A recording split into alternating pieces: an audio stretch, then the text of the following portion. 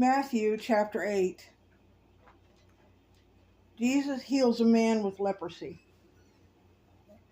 When Jesus came down from the mountainside, large crowds followed him. A man with leprosy came and knelt before him and said, "Lord, if you are willing, you can make me clean." Jesus reached out his hand and touched the man. "I'm willing," he said. "Be clean." Immediately he was cleansed of his leprosy. Then Jesus said to him, "See that you don't tell anyone, but go, show yourself to the priest and offer the gift Moses commanded as a testimony to them." Why did Jesus touch the leper? Though he upheld the spirit of the law, Jesus could be accused by his critics of breaking the letter of the Old Testament law. To touch anything or anyone ceremonially unclean, such as a leper, was forbidden. Leviticus 5:2-3.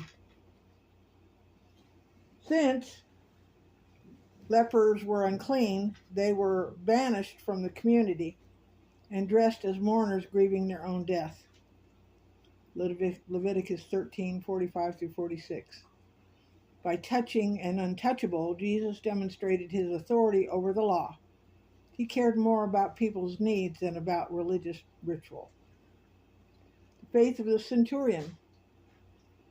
When Jesus had entered Capernaum, a centurion came to him asking for help. "Lord," he said, "my servant lies at home paralyzed, suffering terribly." And Jesus said to him, "Shall I come and heal him?" The centurion said, "Lord, I do not deserve to have you come under my roof. But just say the word and my servant will be healed. For I myself am a man under authority with soldiers under me. I'll tell this one, 'Go,' and he goes, and this one, 'Come,' and he comes. I say to my servant, 'Do this,' and he does it." When Jesus heard that, he was amazed and said to those following him, "Truly I tell you, I have not found anyone in Israel with such great faith. I say to you that many will come from the east and west, and will take their places at the feast with Abraham, Isaac, and Jacob in the kingdom of heaven. But the subjects of the kingdom will be thrown outside into the darkness, where there will be weeping and gnashing of teeth." Then Jesus said to the centurion, "Go, let it be done just as you believe it would." And his servant was healed at that moment. Why was Jesus amazed? Jesus was amazed that the Gentiles seemed more spiritually aware than most Jews seemed to be. The only other time Jesus has said to be amazed was when he was amazed by the Jews' lack of faith. Who were the subjects of the kingdom? These subjects were Jews, in contrast to the many Gentiles in the previous verse.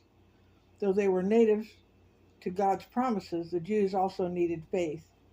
Faith is a prerequisite of eternal life regardless of nationality. Jesus heals many. When Jesus came into Peter's house, he saw Peter's mother-in-law lying in bed with a fever. He touched her hand, and the fever left her, and she got up and began to wait on him. When evening came, many who were demon-possessed were brought to him, and he drove out the spirits with a word and healed all the sick. This was to fulfill what was spoken through the prophet Isaiah. He took up our infirmities and bore our diseases. The cost of following Jesus. When Jesus saw the crowd around him, he gave orders to cross to the other side of the lake. Then a teacher of the law came to him and said, "Teacher, I will follow you wherever you go." Jesus replied, "Foxes have dens and birds have nests, but the Son of Man has no place to lay his head." Another disciple said to him, "Lord, first let me go and bury my father." But Jesus told him, "Follow me and let the dead bury their dead, their own dead."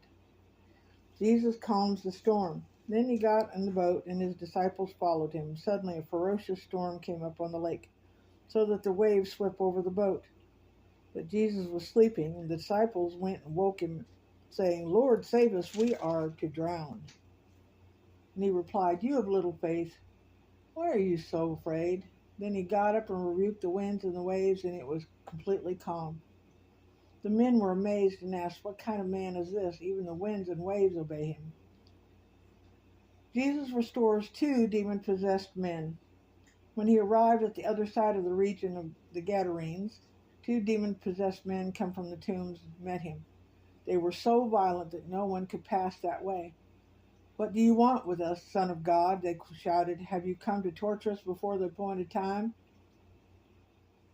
Some distance from them, a large herd of pigs was feeding. The demons begged Jesus, "If you drive us out, send us into that herd of pigs." And he said to them, "Go." So they went out and went into the pigs, and the whole herd rushed down the steep bank to the lake and died in the water. Those tending the pigs ran off, went into the town, and reported all this, including what had happened to the demon-possessed men. Then the whole town went out to meet Jesus, and when they saw him, they pleaded with him to leave their region.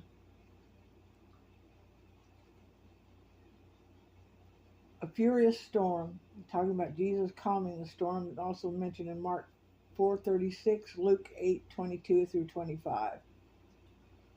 Does having faith mean that we should never be afraid? No. Jesus meant that God is greater than whatever we are facing, and he is in control. Knowing God is present keeps fear from paralyzing us. Why don't some details in the account agree with those in Mark and Luke? It is not necessarily that the accounts disagree in that the way they stress different aspects of the story. Many think that while Matthew had a number of demonics not right, uh, that had a number of demonics right, Mark and Luke focused on only one of the men, probably the one who was most notorious and feared for his extreme degree at which he was demon possessed. Why would demons beg to go into a herd of pigs? The reason is unclear. Some think demons are spiritual beings, desire a physical body of some sort to inhabit, that these demons drove the crazed pigs to their death. Though a satisfactory answer may not be found, the point here is that it demonstrates Jesus' power over the demons, not to explain demon possession. I think it's because pigs, being intelligent creatures, which they are, felt something invade their person and went absolutely crazy with the attack and infiltration, and probably in rage and fear just run off and drown themselves. Not thinking they would drown themselves, but probably trying to get away from whatever it was that inhabited them. That's what I think. That's my opinion. Have a good day.